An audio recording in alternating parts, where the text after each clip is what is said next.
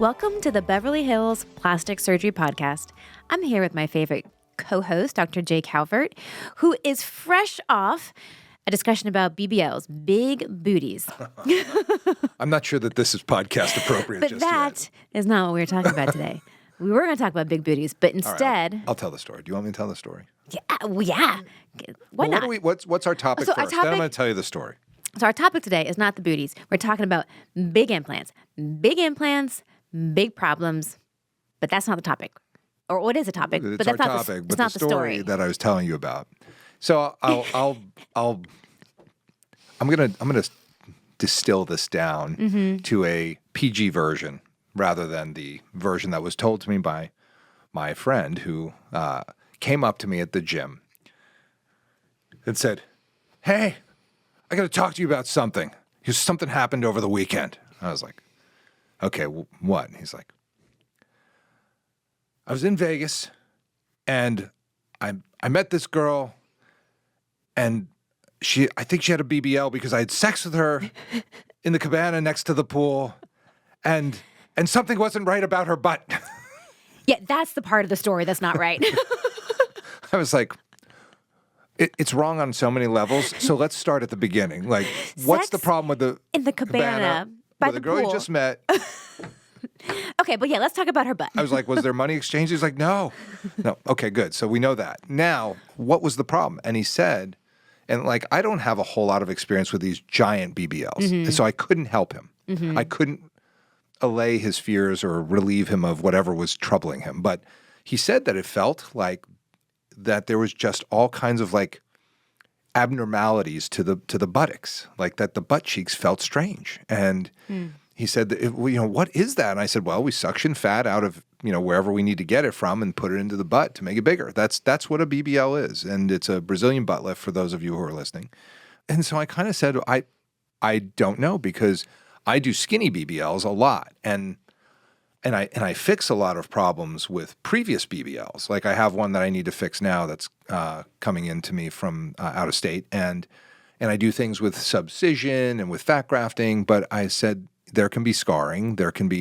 He said there felt like there was just all kinds of, like it was a heterogeneous tissue as opposed to a homogeneous tissue. Were those his words? He didn't say that, but that's what he was saying. That's what he meant. He was saying like lots of abnormalities. There was like lumps, stuff, bumps, yeah.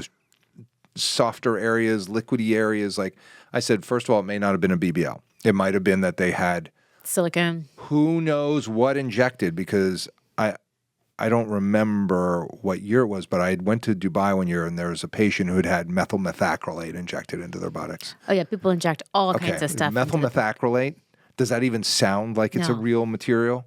And it made like rocks. It's rocks. It's cement. It's what we use to make cement for like facial implants and stuff. Yes. Yeah. So that's what it felt like. So, and they had tons of it injected. And I said, if you take all this out of your butt, you will no longer have an ass. It will be gone. And I don't know what she ever did with it, but it was like there was like a bag of rocks in her butt cheeks, and it was terrible. So I told him like it could have been other things. It could have been silicone, et cetera, et cetera. Right. Normally, that's not what fat injections to the butt. It feels should feel like normal. fat. And maybe it was done, 6 weeks ago and there was still some swelling and firmness. Or fat necrosis. That's normal, or fat necrosis. But in general, over time, fat injected into the butt should just feel like fat. All right. Well, that's my story. Now, can we get on to the topic? Because It's kind of a disturbing story. It's so disturbing. And I was disturbed. And he was, you think I'm disturbed? He was very disturbed. And I felt bad for him. And I said, look, maybe you should think about what you're doing on your weekends and try to figure. I said, I drove my kids to like tennis and things like that. I don't know what you were doing, but anyway. Anyways. On to the big implants, big problems. Yes. Because this is where... It's a tricky one. And I put in a lot of big implants. I know. Dr. Rovelo. I do. I know. I was putting in some 800cc implants yesterday, and a reconstruction patient who needed them. And I was like, Dr. Calvert puts these in all the time in like really skinny women. I don't know how that's become a thing that huge. I do. I really don't. It's like bigger than my head, these 800cc implants. But like I'm a nose face guy, and I'm a fully trained plastic surgeon. Like a lot of people are like, oh, I just do facial aesthetic surgery. Well, that's because you're an ENT doctor, and that's all you should do. Yeah. As plastic surgeons, I do lipo, I do tummy tucks, I do everything. But mostly what I do are rhinoplasties, facelifts, and then these really big big old implants implants. on skinny people, on skinny women. It's like I have this fitness model niche specialty that is like really challenging. It is really challenging. It's really hard. So, like, here's the thing about I want to say about big implants. For all the haters that are like, oh, big implants are so artificial, they're so fake, so whatever. And Yes. I don't care.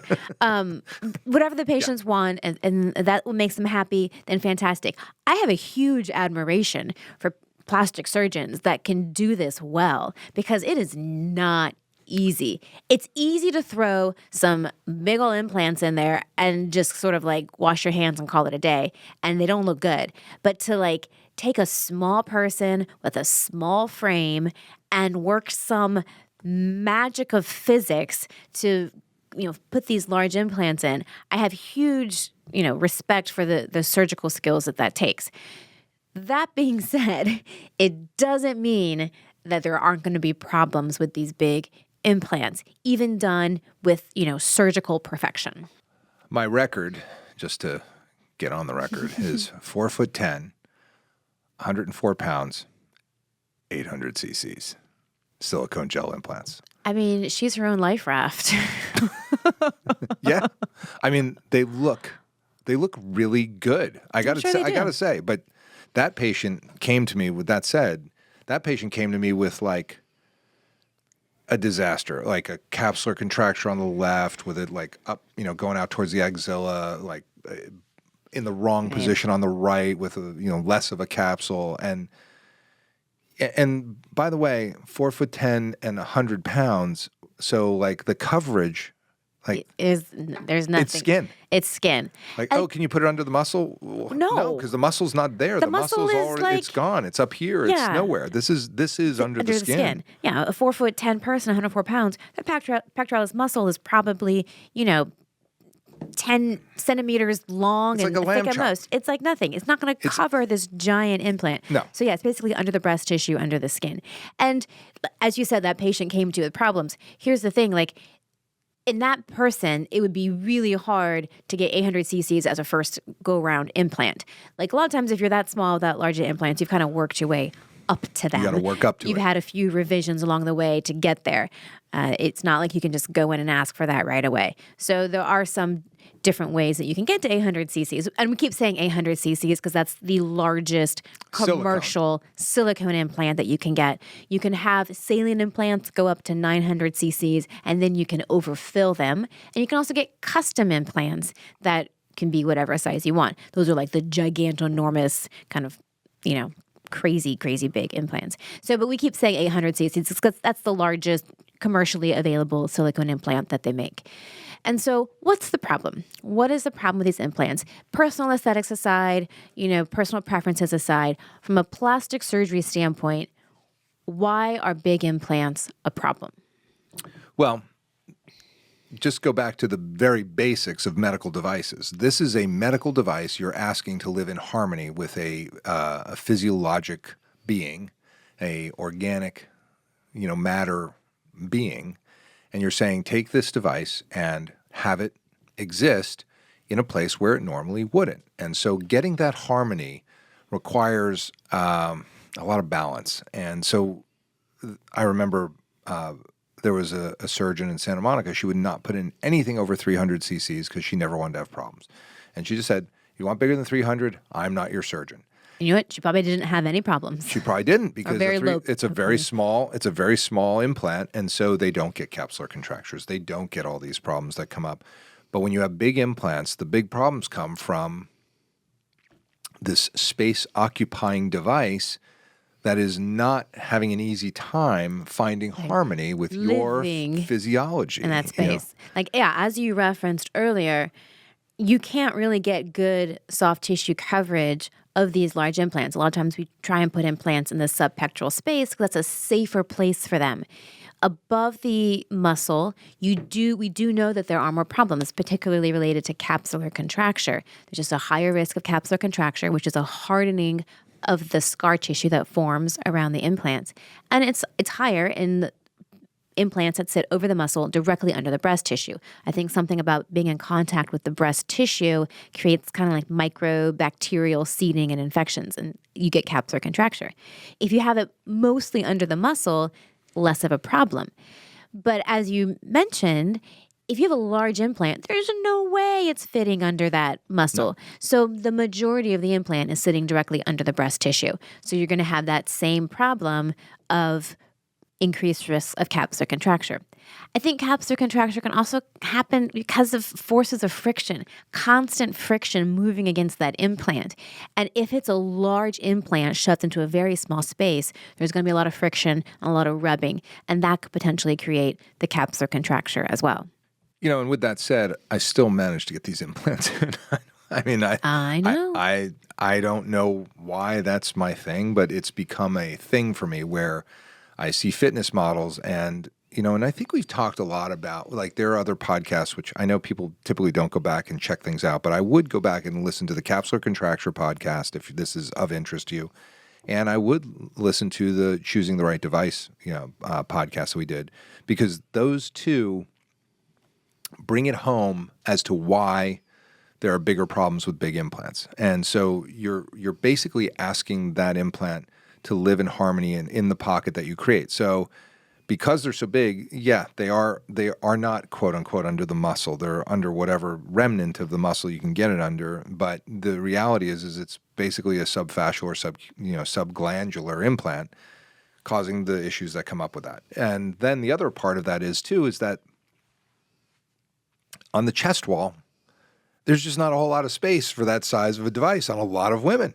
Yeah, their chests are just literally not that wide. Yeah, it just, that's why for me, the keys to picking an implant for me, and if somebody says to me, what do you think is the best implant for me? I look at their height, their weight, their base width of the breast, how wide their back is, and how much space there is really between their pec muscles and what's going on with their sternum.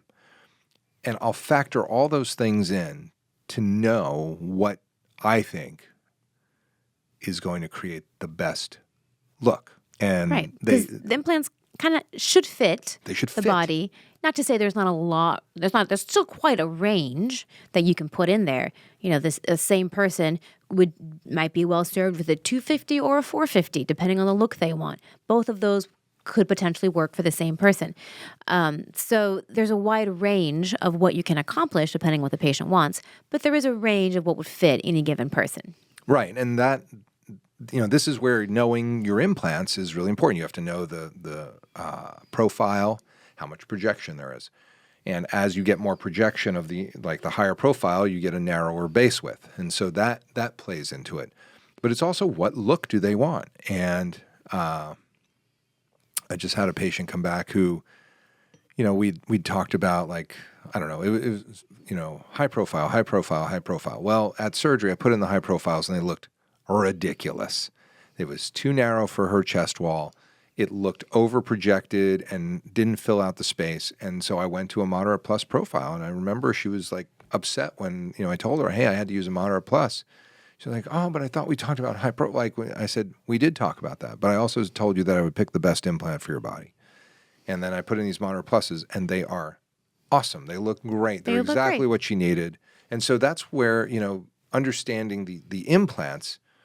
And as you get bigger and bigger and bigger. So we're saying all this, but then at the same time, we have these patients that just want really big implants.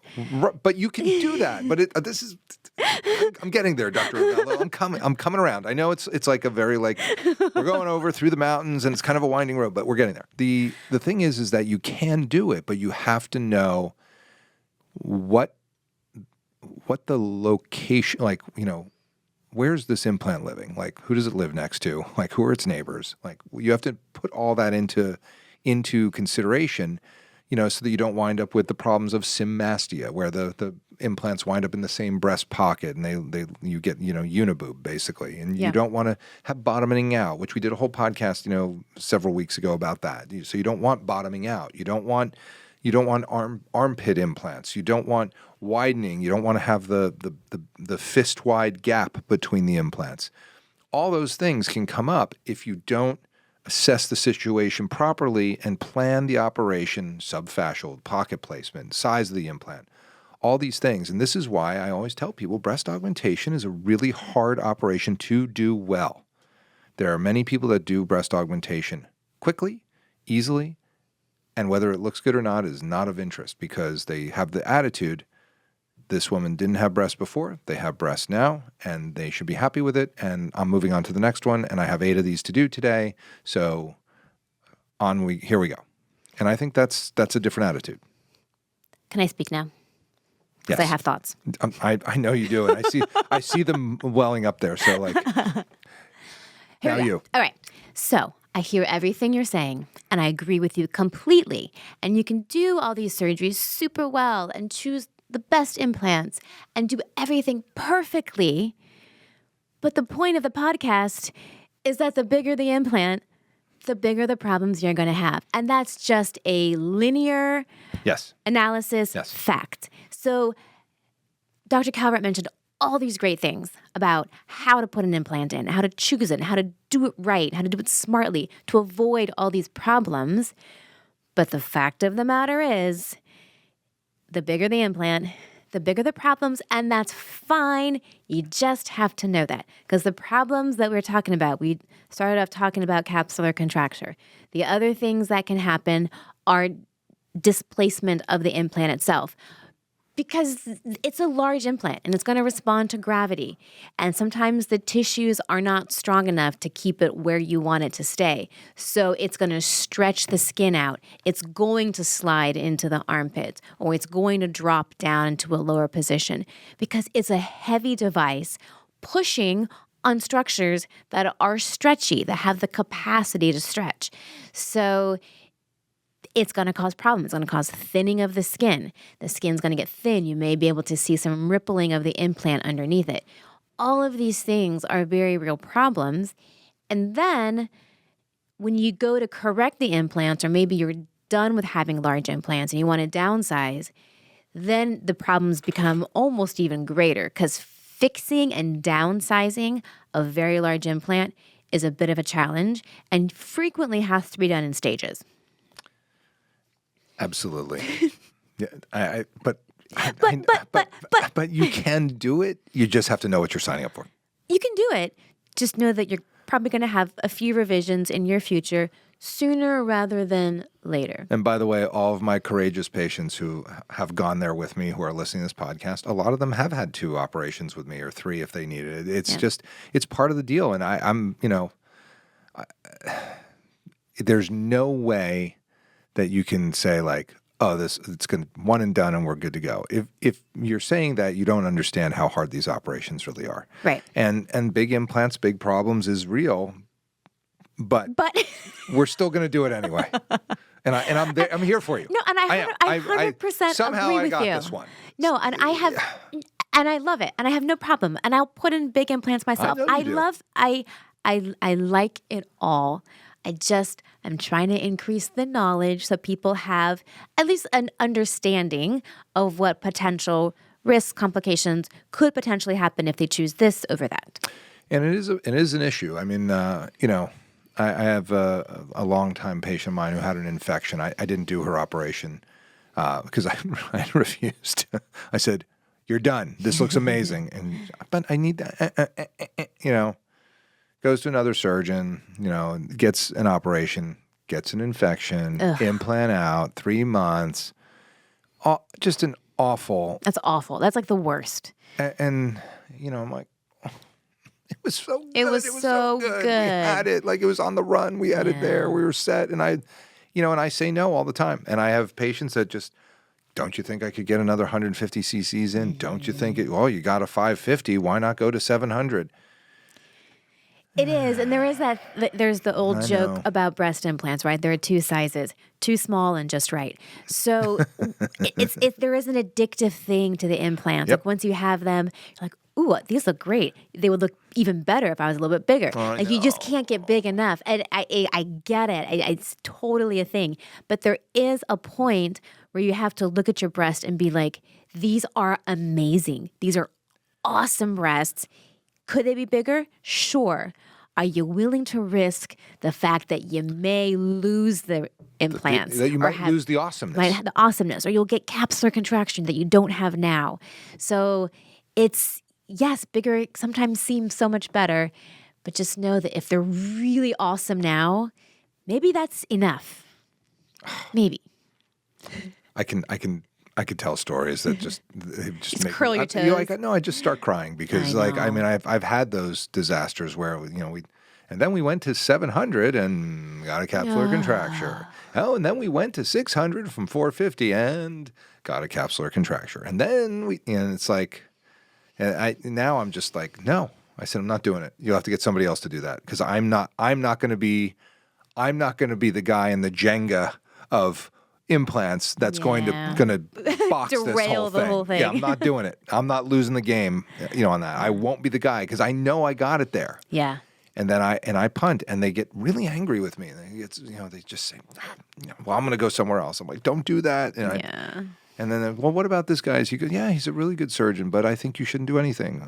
Well, I'm going to do it. I want to do it, and you won't do it. So, and then I have to hear the tales of woe. Yeah, it's so sad. So when I say this is big enough, please just believe me on that because I've been there. Yeah. And you've been there. You've been there on a lot of these. Yes. You do things that I don't even want to talk about. It's just it gives me nightmares. I mean, stuff with radiated breasts and the reconstructive piece of this equation is also very real. Oh yeah, I mean, but that's the thing is once you start getting into really complex, revision breast, cosmetic breast, they have the capsular contracture, or they have the descended implants, or this, or the thin skin. It basically is a breast reconstruction at that point. And I have those patients that have come to me. They're like, I just really wanted someone that knows breast reconstruction because I feel like that's what I need at this point, and they're not wrong. So all this to say is between the two of us, we know a little bit about implants and what works well and what doesn't, and we're happy to help you get to whatever goal you want.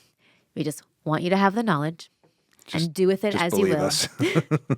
and some footnote about BBLs by the poolside. I don't know. I'm not sure how that got in there, but it was a random story that came up, and it kind of fit with bigness. The bigness theme. I'm sure that our friends who do BBLs of that nature all the time could tell stories of woe and disaster from big BBLs. That would be the next podcast, right? Like bigger BBLs, bigger problems. Oh my God.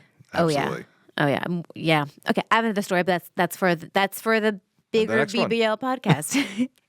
But for now, this is the Beverly Hills Plastic Surgery Podcast coming to you from the 90210.